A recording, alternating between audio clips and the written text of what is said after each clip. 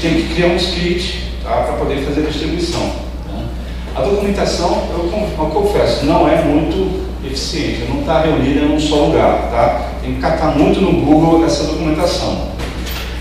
Scripts especiais para comandar as ferramentas de distribuição às vezes podem se tornar necessárias, né? Para quem tem mais de 1000 máquinas, isso já começa a ficar obrigatório. E a customização do LibreOffice é possível, a gente pode fazer muita coisa com isso, ou seja, pode instalar só alguns modos, por exemplo, caso Petrobras, tá? São 90 mil máquinas, lá distribuíram o LibreOffice, tá? Na época era o LibreOffice, mas eles proibiram a distribuição nos bancos de dados base. Tá? O banco de dados base, o banco de dados avulso, é considerado uma brecha de segurança dentro da política da TI da Petrobras. Então, foi feita a instalação do LibreOffice sem o base. Né? Colocamos extensões, colocamos modelos e pode ter feito configurações. Vocês podem alterar os menus, podem alterar os botões das barras de ferramentas e podem implementar novos recursos. No Banco do Brasil, por exemplo, ele tem, se vocês forem na agência do Banco do Brasil conversar com o seu gerente de conta, ele tem um computadorzinho lá, que deve ser um Linux, né? E esse Linux roda o LibreOffice. E o LibreOffice deles ali tem um menu especial, que eles chamam de menu BB. Né? E ali tem algumas ferramentas de acesso direto à informação. Por exemplo, ali tinha, se você copiar um endereço, tá? Tem um texto lá que tem um endereço. Copia ele e clica no menu BB na área de marcas, ele vai lá e abre o Google com aquele endereço. Uma facilidadezinha que você tem de integração entre o LibreOffice e o próprio Google, entendeu? Feito lá para o pessoal do Banco do Brasil. 3 linhas de marca, tá? Uma marcazinha de 3 linhas. Então, essas coisinhas assim, é possível você ter a ferramenta, tá, que seja adaptada à sua organização. A vantagem de usar extensões, tá? A vantagem de usar extensões dentro do LibreOffice é o seguinte: as extensões elas ficam fora do desenvolvimento do LibreOffice. Então, evoluindo o LibreOffice, as extensões usam as chamadas APIs, e essas APIs não mudam. Então, vocês continuam com a extensão funcionando e o software LibreOffice evoluindo. Né? Ok? Muito bem. Na parte da comunidade, né, as empresas não têm canais de comunicação facilitado com a comunidade. Tá? É difícil você ter empresas que têm parâmetros rígidos de eficiência de ficar dependendo de uma lista de discussão ou da disponibilidade de um colaborador que queira resolver um bug. Tá? Isso é difícil, muito difícil. Não funciona. Tá? Então, tem que tomar um certo cuidado. Às vezes funciona, você diz assim, puxa, eu tinha uma dúvida aqui, perguntei na analista, e o cara em 2 horas me respondeu. Pô, legal, funcionou. Mas às vezes tem aquele bug bem chatinho, que ninguém está interessado e aí não funciona. Tá? Então o suporte pela comunidade não é um suporte confiável. Tá? É muito importante buscar um fornecedor de suporte para o LibreOffice. Tá? Aí sim, ter uma empresa que tem um compromisso via SLA de fornecer uma solução para aquele problema. O código é aberto. O código é aberto, então é só questão de ter uma empresa que tenha desenvolvedores capazes de mexer no código. Isso a gente consegue muito facilmente e tem aqui no Brasil também. Tá? Então, quais são os problemas que eu recomendo que sejam feitos, levados a esse fornecedor? Tá? Problemas de interoperabilidade com o Microsoft Office. Eu tenho um documento aqui que está dando problema, então eu gostaria que fosse consertado isso aqui. Tá? Correção de bugs e implementação de novidades. Não gaste dinheiro ou tempo, tá? Fazendo migração de documentos. Tá? Isso não é um bom gasto, isso aí é o usuário que tem que fazer.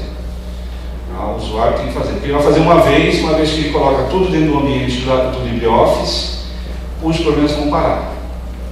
Né? Ok, outras estratégias, né? Problemas sérios com macros. Vocês sabem que as macros do Excel até às vezes podem rodar no LibreOffice, às vezes, mas a maioria das vezes não vai rodar. Por quê? Porque a linguagem, mesmo a linguagem sendo a mesma, né? A linguagem delas, dos dois sistemas é BASIC. Tá? Acontece que os objetos, tá? Se chamam de forma diferente. Então no VBA você chama uma planilha, né, uma folha, né, por sheet. Sheet 1 ele vai desenvolver a primeira folha, tá? do teu Excel. Né? Ali, para você fazer a mesma coisa no LibreOffice, tem que fazer uma frase de 3 ou 4 palavras. Tá? Então, mesmo a linguagem e a lógica sendo a mesma, os objetos, a forma como se chama os objetos é diferente. Então, isso obriga, infelizmente, a reler a macro e a refazer a macro. Tá? O problema de refazer a macro é o seguinte: se a macro fosse escrita por um profissional de programação, ela estaria toda estruturada, ela estaria comentada, e você teria uma leitura facilitada do código. Mas a macro feita por aquele usuário que foi clicando, né, foi gravando uma macro no Excel, né, e aí ele clicou em 50 botões até achar que ele queria, aquela macro gravou 50 cliques, 49 não serve para nada, só que serve aquele último, mas você não sabe, então você vai gastar um tempão descobrindo o que o camarada fez para ir fazer uma coisa menor. E às vezes, daquelas 300 linhas, você só aproveita 10. Então é um trabalho ridículo, é um trabalho de forte gasto de tempo, né? E às vezes é melhor pedir para o usuário, olha, regrave a macro dentro do LibreOffice. Né? Isso aí, de repente, é mais fácil. Não gastar tempo com macros, tá? Em suporte, eu acho isso melhor, então, deixar a pessoa no Excel dela. Tá? E não resolver os problemas de interoperabilidade, né? Que eu mencionei, de não ficar gastando o seu tempo de suporte com pessoas que querem simplesmente um relatório que estava todo ele cheio de firulas no Word e não deu tão certo dentro do LibreOffice. Então, não gastem tempo com isso. Okay? E gerar sempre novos documentos em ODF. Muito bem. A remoção do Microsoft Office, né? O planejamento dessa remoção. Se vocês tiverem a necessidade de remover, então fiquem sabendo que, possivelmente, remoção de 100% do Microsoft Office pode não ser factível. Tá? Pode não ser factível. Existe uma dependência de fornecedores, ou seja, às vezes você recebe do seu banco uma planilha que veio em Microsoft Office e, por mais que você queira, o cara do banco não vai usar o LibreOffice, tá? Política interna do banco deles. Se tiver máquinas complexas, isso aí é complicado. Tá? E as chamadas planilhas monstros, tá? Que são aquelas planilhas que são consultas de banco de dados, né? Então o camarada fez uma consulta no banco de dados, então baixou uma tabela do banco de dados e aí entrou na planilha. Então essas planilhas aqui, elas precisam, às vezes, ter um certo cuidado. O LibreOffice pode vir a trabalhar com elas, mas se a coisa for muito exagerada, tem uns 5 milhões de linhas, tá? Aí já nem no Excel isso fica legal, tá? Já começa a ficar pesado e ainda mais pesado no LibreOffice, tá? Então tem esse problema aí que a gente tem. O ideal é que, se você tem essas planilhas monstro, né, que são milhões de linhas, na verdade é um banco de dados que você está trabalhando fora do sistema de gerenciador de banco de dados. Então, o ideal, né, seria que você falasse com a TI e perguntasse para eles fazerem a consulta já mais focada, para reduzir esses milhões de linhas em coisas de interesse. Né? Escrever um guia para a remoção, tá? Explicar os problemas, explicar tudo que foi colocado aqui, definir alvos e prazos por departamentos, né? Quanto tempo vai demorar a permanência do Microsoft Office e ter sempre esses agentes de mudanças da TI que possam facilitar lá no usuário. Tá? Muito bem. O que acontece também? A execução, o usuário sempre está com medo de perder o Office dele. Tá? Isso aí vocês já devem ter enfrentado. Quem não enfrentou isso aí? Tá? Tem gente que quer pular da ponte, né? Então, isso é muito comum. O que vai acontecer com meus documentos? O que vai acontecer com minhas ferramentas? Então, de novo, o problema aqui é comunicar. Mostrar que você não vai perder. Mostrar que você vai continuar com uma ferramenta diferente, mas que faz as mesmas coisas. Vai ter alguns pedidos de retorno da licença Office, né? Algumas pessoas vão bater pé, né? Você pode então fazer uma segunda onda de remoções, tá? Quer dizer, fazer uma coisa periódica, mas sempre ficar na parte para poder remover sem, evidentemente, congelar a organização. Tá? A gente não quer congelar a organização. E as chamadas no Helpdesk vão aumentar bastante. Tá? Depois vai ter uma série de... Você pode também fazer pilotos em áreas diferenciadas da empresa. Quando você vai fazer um piloto de uma remoção, tá? O gestor de TI tem uma tendência a dizer o seguinte: eu vou fazer aqui na casa, na própria TI, porque aí eu controlo. Tá? Só que isso é um engano. Tá? É um engano porque o próprio a equipe de TI é uma equipe muito safa. Né? Sabe como se virar quando tem um problema de TI. Então, se mudou uma ferramenta, o camarada tem uma certa propensão para poder descobrir como é que faz do jeito novo. Então, ele não é muito significativo, representativo do verdadeiro público da empresa.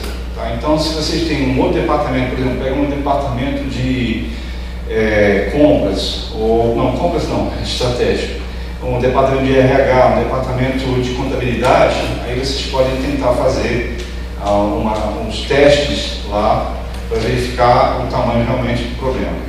E, de novo, não é factível 100%, tá? E nós não queremos fazer uma ruptura dentro da empresa. Então, considerem que pode ser necessário, sim, manter o Office da Microsoft, na medida que ele for uma permanência legalizada. Né?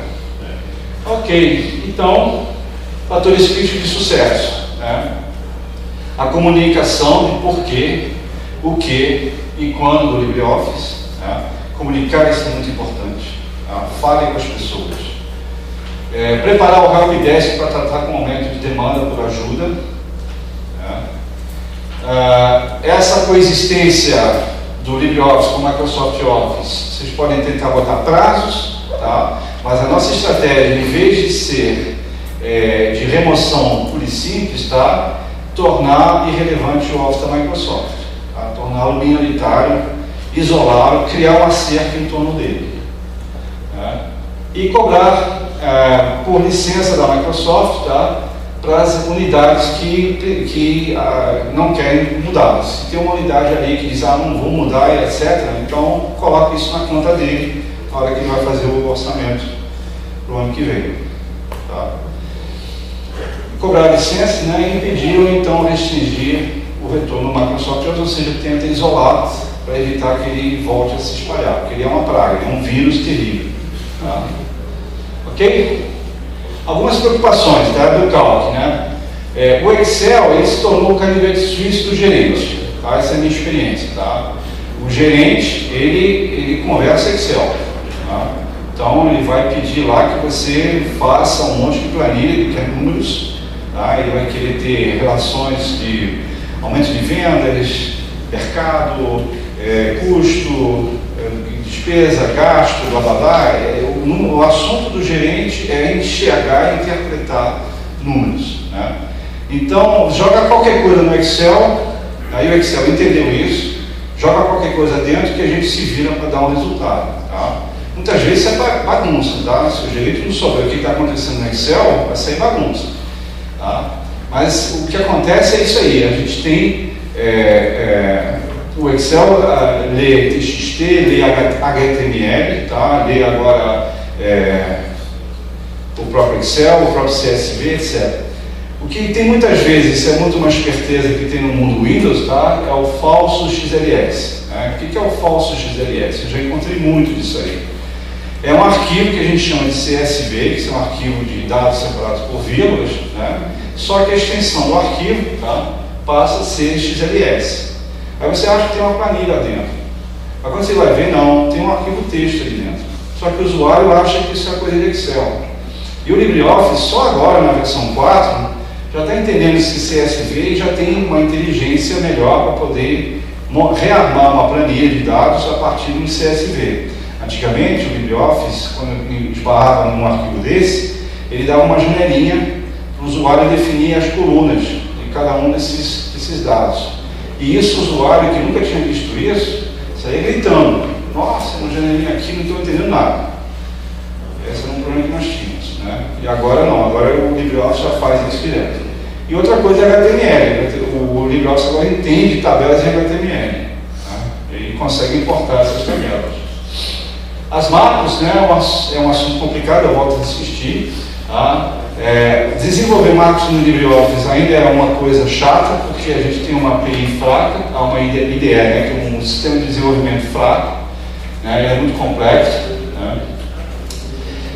Isso é coisa de desenvolvedor, tá? O usuário dificilmente vai conseguir entender essa linguagem interna do LibreOffice e a documentação é fraca. Então, eu digo o seguinte, tenta evitar o máximo possível o macro, tá? Tenta evitar o máximo possível macros, ok? E as macros do LibreOffice, ela foi feita para programadores e para desenvolver com programadores, não é para engenheiros de usuário em geral. Isso eu falo de experiência, ela é muito chata. Ela é perfeita para fazer milhões de coisas, mas é muito chata. Ok? Bom, o Impress, né? Depois que eu falei, né, que o gerente ele guardou os números, né, trabalhou os números, aí o momento de vedete dele é pegar esses números e jogar na apresentação. Chegar na frente da diretoria e mostrar os números. Tá? Então o Impress, tá? É o momento, né, a apresentação é o momento que o gerente vai se posicionar e se mostrar para os seus diretores. Tá? E aí, se o Impress tem problemas, tá? Se a apresentação não ficou assim muito boa ou deu algum problema, aí eles ficam zagados, porque eles estão lá na frente e aí dá um problema. Então a gente tem que tomar um cuidado para fazer apresentações que sejam apresentações que não dê problemas. Tá? O PowerPoint é lindo e maravilhoso para fazer um monte de firulas, né, de apresentação. O LibreOffice tem algumas, mas é melhor tomar um certo cuidado e fazer uma coisa simples. Aqui, por exemplo, na minha apresentação tem pouquíssima firula aqui de animação. Tá? A gente tem alguns problemas de performance, né? Se você tiver uma máquina lenta, isso pode fazer com que a tua apresentação fique ruim. Né?